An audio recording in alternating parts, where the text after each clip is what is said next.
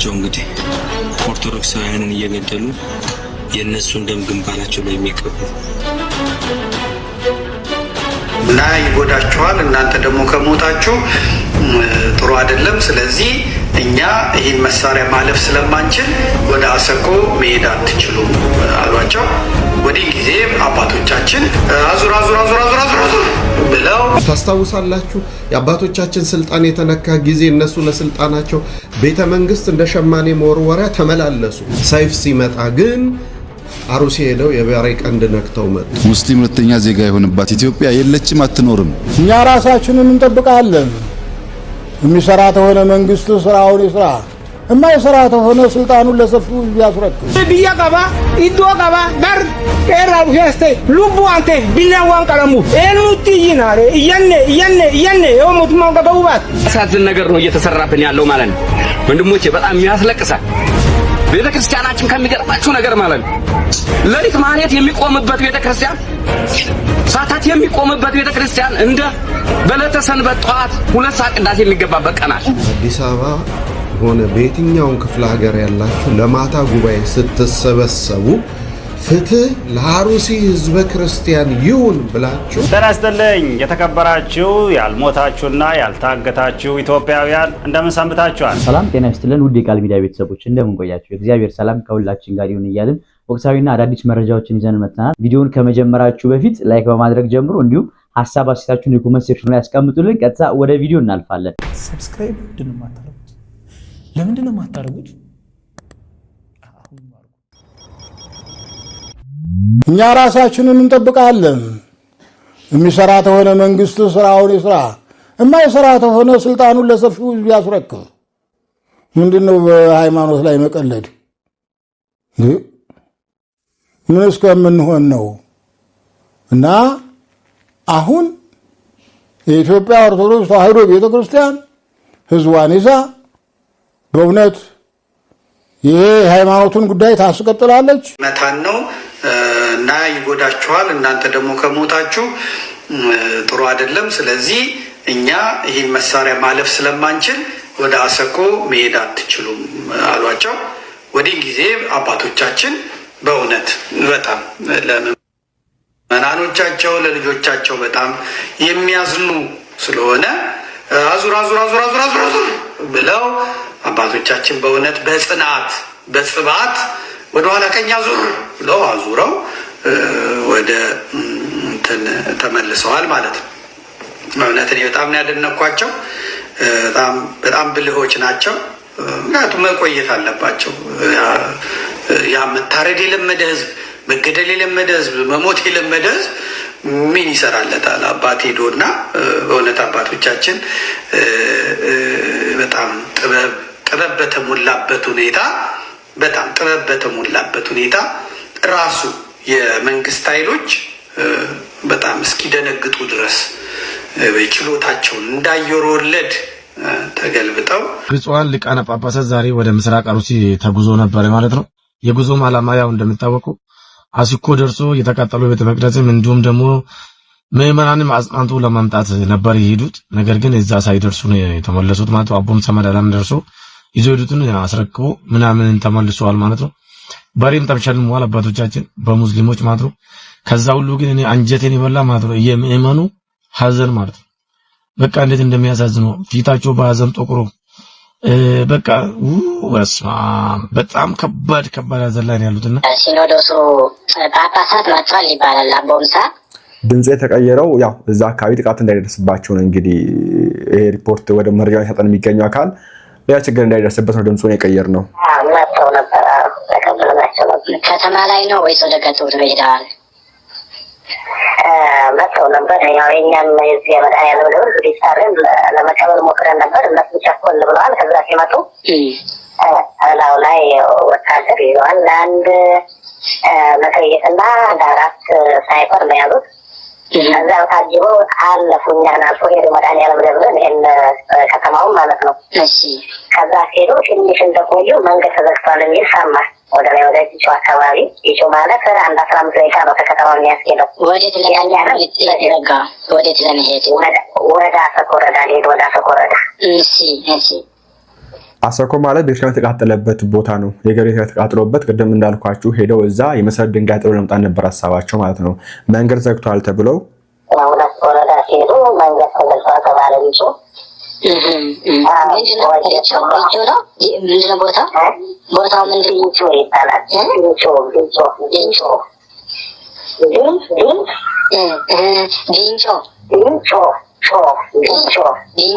ቢንጮ እዛ መንገድ ተዘጋባቸው። ቢንጮ ነው የሚባሉ ከዘጋ ተባለ። አሁንም አልፎ ሄዶ ወደ ሄላ የሚባል ቀበሌ አለች።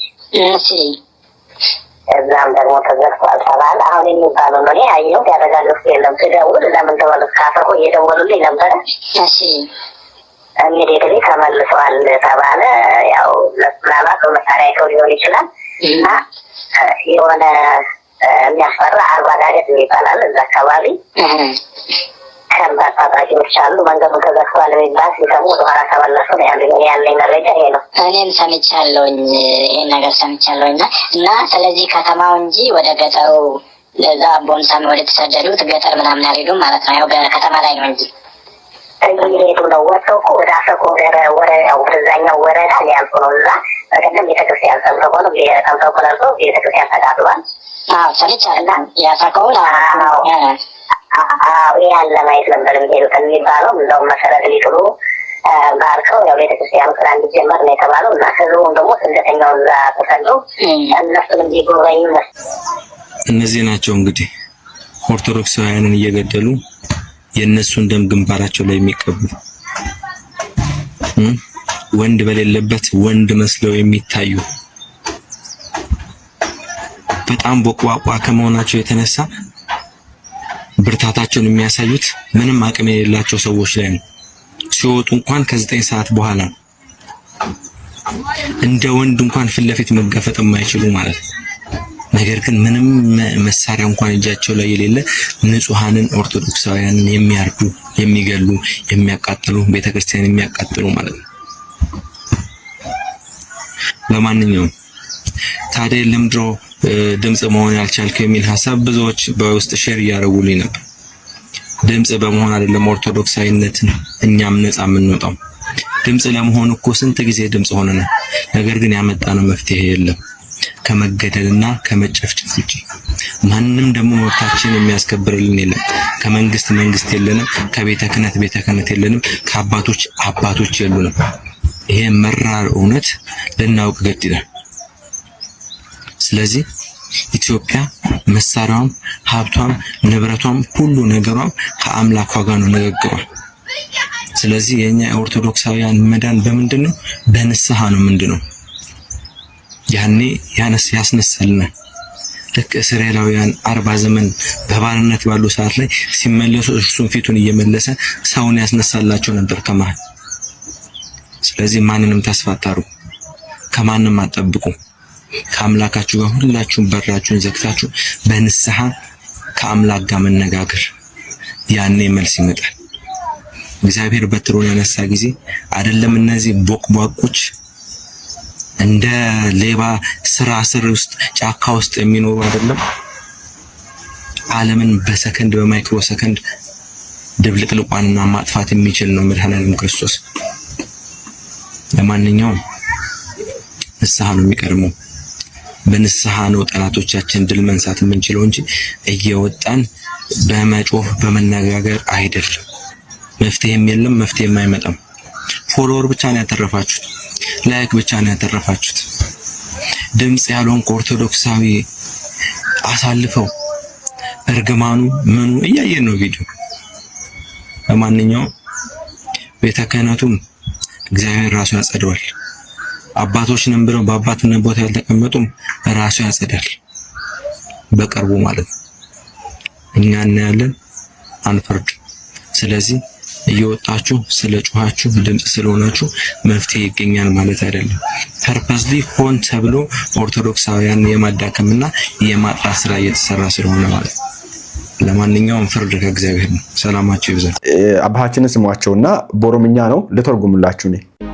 ዮ ቀምኒ ሴራ ዱፌ ሁና ራና እሲኒ ፍራማና ከዳባታ ሁኑንጃ ጃን ቦሩሳኑ ታኒሰን ከዱፌ ረሳሰን ቀም ሙአፋኑ ማሶባ ሻኔን ጊዜ ኢሳን ዱፋኒ አስጋን ቢልቢላን ወርቁ በቀበመላይ እንጎርት ኢሳን ወደ ጠላታ ያው ሊገሉን ሲመጡ ደውለን ስናሳውቃቸው እንመደብላቸዋለን ጠበቃ ወታደር ሰጠን ልከላቸዋለን ይሉናል ነው እንግዲህ ምንም የለም አይልኩልንም የሚመጣው መሳሪያ እጁ ላይ አያዘም ነገር ግን ሻኔዎች ሲመጡ ስልክ ተደዋውሎ ነው የሚመጡት ካራ ጉፍቴና ወዳናለ ቢሮው ዶንተሪን ጀሪደቸ ጠላተረት ኩኑ ዲቤቶክ ዲቤጅ ኑራኮና ማካሻኔ ሚት ሻኔን ኡማታ ካና ጫላ ምነለን ቀቡ ባይናለን ቀቡ ችግራችን አሁን ላይ ሻኔ አይደለም ችግራችን ሻኔ ሳይሆን ሻኔ አሁን እዚህ ካለው ህዝብ የበለጠ አቅምም የለውም ጉልበትም የለውም ብዛትም የለውም ችግራችን ሻኔ አይደለም የሚል ነገር ነው እንግዲህ አባቶች የሚያነሱት ምክንያቱም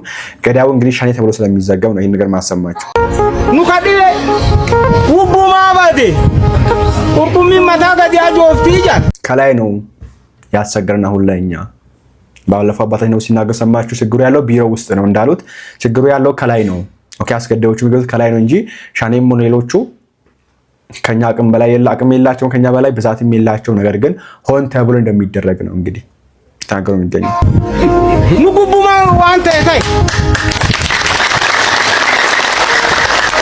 ጋሩዩ አታው ማለ ሚያስላላ namni kumulu mana qaba biya qaba iddo qaba በር ኤራሉ ያስተ የሁላ ሰው ተመልከቱት ይሄ እንግዲህ ካስኮ ነው እንግዲህ ያስኮ ተፈናቃዮች ናቸውና ተመልከቱ ይሄን ሁላ ህዝብ ቤት አለው ልጆች አሉት ከብት ንብረት አለው ነገር ግን ዛሬ ተፈናቅሎ እዚህ ሜዳ ላይ ነው የሚገኘው ሉቡ አንተ ቢላዋን ቀለሙ በቢላ ስለሚታረዱ ነው እዚህ የመጡት እነዚህ ሰዎች ወኒ ቢላ ጫለይራ ኤኑቲና እየነ የሞቱማ ገባውባት ወደ ማን እንጮህ ወደ ማን ጮህን ሞት ምንድነው ሞቱማ መንግስት ነው ማይሰማን ከሆነ ወደ ማን እንጮህ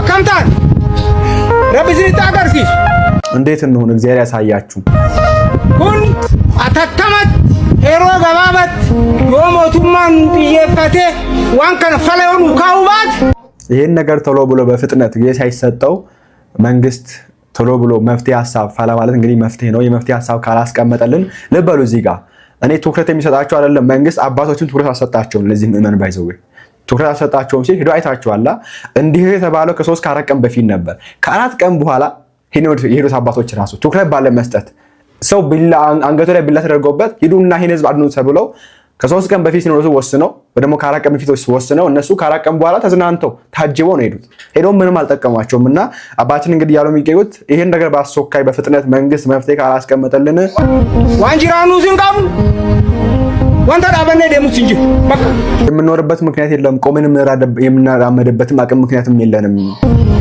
ወንያን ከማሰም ከማሰንጋ ጉርጉሬ አወት ቢታቴ ወራሳሰም ቢቱ ዳቤ በቃ አወት ፊቴ ከብቱን ሽጦ መሳሪያ ገዛውም አለ ጨረሰ ነው የሚለው ሞቱማን ሐዋሳዲ ሲጫዛቡ ጥይት ሰዲ ወኪር ረሳሳ ሸን አንገን መለከት እንግዲህ ጥይት መሳሪያውን ገዛን ግን ቀላዩን ነው ጥይቱ አለች ውስጥ መጥቷ እሷን ጨረስን ብራችን የለንም ብር ከብታችን ሽጠን ለራሳችን ለመጠበቅ በገዛ ነው ራሱ መንግስት ደግሞ አይደለም ለኛ ለሲቪሎቹ ለሐዋሳ እንግዲህ ሲቪል ነው ህዝቡ ነው አይደለም ለህዝቡ ለምንሻው ለመከላከያው ራሱ 3 ፍሬ ረፈይ ነው የሚሰጣቸው ጥይት ኩኑ ራኮ ጉዳ በቃ ይሄ ራሱ ችግር ነው አናዋና ነገ ፈተን ሲንገላቶ ፈዳ ገላቶ ስለሰማችሁ ያመሰግናለሁ ብሎ ጨርሳው አባታችን እንግዲህ ዮዲት መጣች አለፈች ግራኝ መጣ አለፈ ቤተክርስቲያን ግን አለች ይላል እና ተዘርፈጣ ነው ቤተክርስቲያን ያን ጊዜ ያለፈችው ተዋግታ ነው ወገዋን ታጥቃ ተዋግታ ነው እንጂ ቁጭ ብትል አይደለም ጉዲት አይደለም ግራኝ ከነሱ በጣም ያነሰ ኃይል ያለው ሰው ድምጥ ማጥዋን ያጠፋታል ቤተክርስቲያን አጠፋ ምንም ብላ ነው መጣፋ ሶሪያ ታዲያ ምንድናት ጠፍታለች ባርበሪያን ቸርች የሚባሉ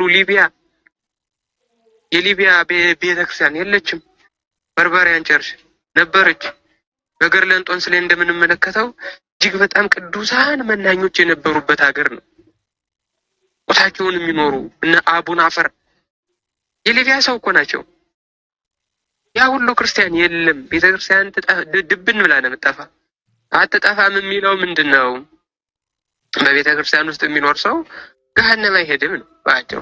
በቤተ ክርስቲያን ውስጥ ያለ ሰው ጥፋት አይስማማውም ነው። እዚህ ዝም ብሎ የሞኝ ስብከት በጣም ጆሮአችን ጠግቧል። በጣም በቃ ቤተክርስቲያን አጠፋ ማን ነው ያለው? ከዛ ደግሞ አንዱ ይመጣና ምን ይላል? ኢትዮጵያ እኮ የቃል ኪዳን ሀገር ናት። ኢትዮጵያ እኮ የቅዱሳን ሀገር ናት። ከነ ቅዱስ ዮሐንስ አፈወርቅ በላይ ቅዱስ፣ ከነ ቅዱስ ኤፍሬም በላይ ቅዱስ፣ ከነ ቅዱስ አስራት በላይ ቅዱስ፣ ከነ ቅዱስ እንጦንስ በላይ ቅዱስ፣ ከነ ቴዎዶጦስ በላይ ቅዱስ።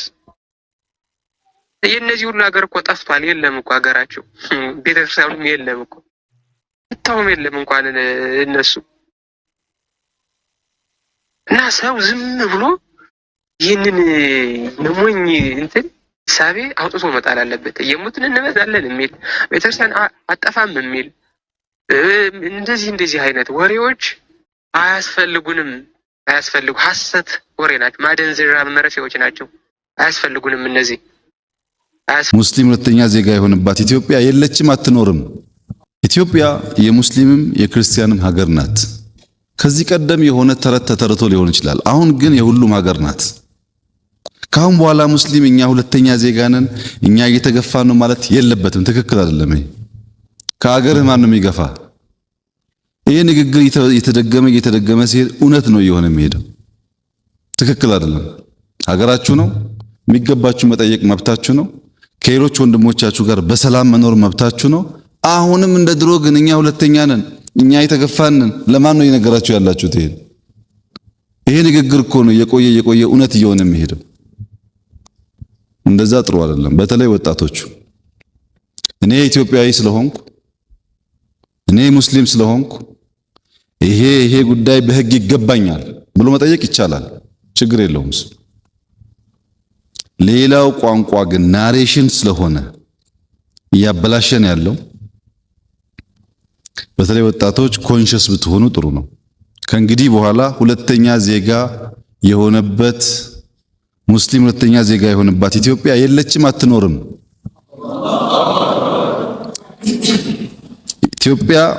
በኢትዮጵያ የተወለዱና ያደጉ በልዩ ልዩ ምክንያት የኢትዮጵያ ፓስፖርት ያገኙ የትኛውም እምነት የሚከተሉ ሰዎች ሀገር ናት። በእኩል ታገለግላለች። በእኩል ካገለገለች ትኖራለች። ካላገለገለች ኢትዮጵያ የሚለውን ስም ማስቀጠል አትችልም። ምክንያቱም እንዳላችሁት ግማሽ አካሏን ጥላ ኢትዮጵያ ልትሆን አትችልም። አዝን ነገር ነው እየተሰራብን ያለው ማለት ነው ወንድሞቼ፣ በጣም የሚያስለቅሳል። ቤተክርስቲያናችን ከሚገርማችሁ ነገር ማለት ነው ለሊት ማህሌት የሚቆምበት ቤተክርስቲያን፣ ሰዓታት የሚቆምበት ቤተክርስቲያን እንደ በዕለተ ሰንበት ጠዋት 2 ሰዓት ቅዳሴ የሚገባበት ቀናት። እውነቴን ነው፣ ውስጤን ነው የምነግራችሁ። ተሸማቀሩ አስቀዳሽ በቀረበት ሰዓት የሃይማኖት አባቶች እየሄድን እዛ በዚህ ቦታ ላይ መጡ ይባላል እንዴ። ሸኔው ምን ሻውም ሊለይ አልቻለም። በምን ምክንያት? ልብሱ አንድ ነው እንዴ። ምንም መለየት አይቻልም። ልብሱ መከላከያ ነው የሚመስሉት አለባበሳቸው በማይታወቅ ግን ብዙ ሰዎች አተናል። ዛሬ ኢትዮጵያን የሚመሩ ብዙዎች ጅግኖቻችን ተኋላችን ተነጥለው ቀርተዋል። በያለበት ያልተቀበረም አለ። እውነት ተተነጋገርም አለ። የሞቱ ስንት ወንድሞቻችን ይሄን ታውቃላችሁ። የሁሉ ህፃን በዱር ነው የሚያድረው፣ በጫካ ነው የሚያድረው። መጣ ሲባል ወንዱን ቁርስ ከሚበላው ጦም የሚያድርበት ጊዜ ይብሳል። መንግስት እያለ መሪዎች እያሉን ጾታችንን ስንጮህ አልፋ እየሰሙ ብዙ ጾታ አለብን። ግማሹ በብርድ በሽታ አልቋል። ግማሹ አሁን ወገቤን ይላል። ግማሹ ግን ነፍስ መውጣት ብቻ ነው የቀረው እንጂ ነፍሳችን እንደወጣ ነው የሚታወቀው። ስለዚህ ለዕለት የሚጎርሰውም የለ ዛሬ የመጣው ይሄ ቅዱስ ሚካኤል ሆነ በሱንቴ አምናን መከራ ስናሳይ ቆየን። ዘንድሮ መጣተና እንስሳው አንድ የተረፈለትን በሬውን ወስደዋል እንዴ። ሰው በገንዘብ እየተሸጠ ነው። በሚሊዮንም አዛም እየበሉም እያረዱ ነው። አሁን እነ መብራቱ ፍቅር የተባሉ ገንዘብ ተከፍሎ እዛው ታረዱ። አሳዝንም። ከምንም በላይ መሪዎች እያሉን እንደኛ ገበሬዎች ነን፣ አርሶ አደር ነን። ወዴትም መሄጃም የለን። ይሄ ህዝብ የምታውቁት ጠቅላላ ሴት ወንዱ በግብርና ነው እንጂ የሚኖረው በሌላ ደሞዝተኛ አይደለም። መንግስት ያለውን ተመንግስት ጎን የሚቆም ህዝብ ነው። ግብር ገብር ቢባል የሚገብር ነው። መዋጮ አውጣ ቢባል የሚያወጣ ነው። ማንም ወደ ኋላ የሚባልበት ነገር የለም። ስለዚህ ጮኸናል ምንም እንዳልጮኸን የተደረግነው። ዛሬ በዚህ ቦታ ላይ እግዚአብሔር ቅዱስ ሚካኤል ይጠብቅልን። ይኸው ህዝበ ክርስቲያኑ እንዳለ መጥቶ እዚህ ነው ፈሰን ያለ ነው። ቤት ውስጥ እነኛ ተደብለን አንድ ቤት ውስጥ 20 ሰው 30 ሰው አለ ማለት እችላለሁ። መጠለያም አላገኘንም። ስለዚህ ይህንን በስነ ስርዓቱ አይታችሁልን የኛን ችግር እንድትረዱልን ለማለት ፈልጌ ነው። አመሰግናለሁ። መግለጫን በሚመለከት እንደው ለዳታ እንዲሆናችሁ ከ2015 መስከረም እስከ 2016 ጥር እስከ በቀደም ድረስ ለአንድ ዓመት ከመንፈቅ ያክል በኦርቶዶክስ እምነት ተቋም አካባቢ 326 መግለጫዎች ወጥተዋል። 326 መግለጫዎች 24ቱ በጳጳሳቱ በአንድ ዓመት ተኩል ውስጥ ጳጳሳቱ 24 መግለጫ ወጥተዋል። 52ቱ በሀገረ ስብከት ደረጃ መግለጫ ወጥተዋል። 67ቱ በስራ ኃላፊዎች ደረጃ ግለሰብ የሚባሉ ግን የሃይማኖት አባት የሆኑ ሰዎች ማለት ነው። 82ቱ በማህበራት ደረጃ ወደ 101 የሚጠጉት ደግሞ በውጭ ሀገር ያሉ ቤተክርስቲያን የሃይማኖት አባቶች ግለሰቦች በድምሩ 326 መግለጫዎች ወጥተዋል። በወር 19 መግለጫ ማለት ነው። ቢያንስ አንድ ቀን ታልፎ አንድ ቀን መግለጫ አለ። ወይ ከዚህ ወይ ከዚያ ወይ ከዚያ።